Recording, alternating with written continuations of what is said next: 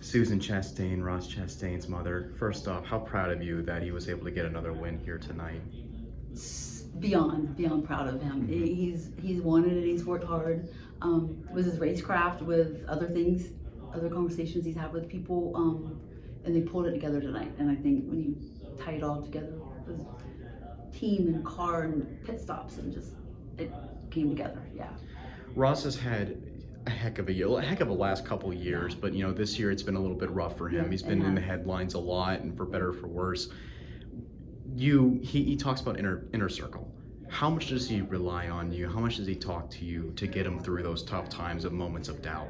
It's kind of like I was saying out there, he's not a big talk. Our family's not big talkers. We show up, we're there. His dad and I and his brother, we come to a lot of races. They farm, I'm a nurse. We juggle our schedules like crazy. I'm travel nursing right now. I picked the Southeast so I could be closer to the races, just so we can be there. And I think just us and family and friends show up. Some high school friends were here tonight, they've known forever, cousins.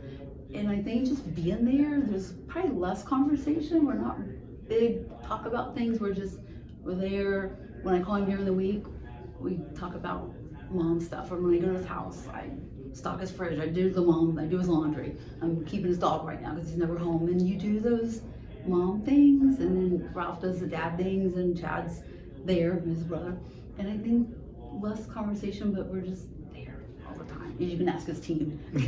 We're always at everything, and then they accept us in and love us, and it's great.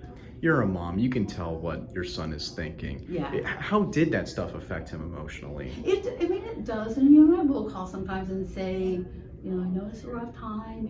Keep the faith, and you just snippets of conversation, and we'll talk about, but not a lot. But it does. It bothers him. Nobody wants to be the person everybody looks negatively at. And when he's racing, truly was racing hard. And yeah, we all can do better at whatever our job is.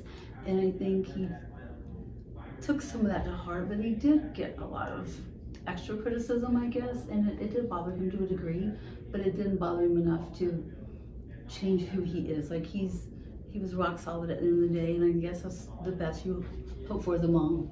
And someone's like, just keep the faith, life is hard, I get reamed out at my job, and I called him a while back, and I had kind of been, reamed out a couple times at work for different things, and it's like, you're doing the right thing, everybody wants, everybody happy, and I said, just mine's not on TV. It's just like, there's no microphones, there's nobody but my boss knew that they were mad, and it's so, just we have those kind of conversations, that's what I did at work. I just kept my head down, kept doing my job.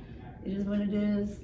It was a rough day. Okay, we'll come back and do it again the next day, things like that.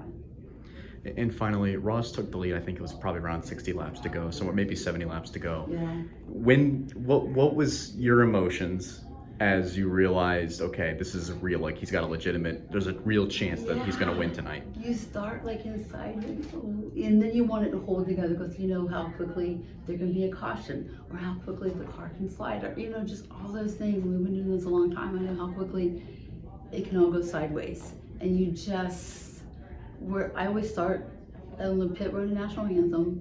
He gets in the car, I go to the pit, watch this guys a little bit, I go watch wherever, and I come back. Like 50 to 100 to go, I always come back to the pit. So I begin and end in the pit. And so you're sitting there like, hey, just don't flinch, you can't get all whatever, because it can all just go sideways so quickly. But inside you're like 5, and then 4, and then 3, and then 2, and then, and then the team just kind of, everybody's just all, you just hold your breath for a minute till, and just, a lot of prayers go around him, and you just, because he just lived his life to do this. All I ever wanted to do. We never knew he'd be in NASCAR. Race is a hobby. Here we are, and then you gotta believe. At the end of the day, you gotta believe, even on the rough days. But yeah, when it's winding down, I think you're like you don't want to caution at this point. You don't want there to be a restart, and all those things go through your head. You just kind of freeze and stand still. Thank you for your time, Susan. This is Timmy Hill, driver of the 56 Toyota. Make sure to hit that subscribe button. Also check out one of those videos beside me and visit frontstretch.com for more racing content.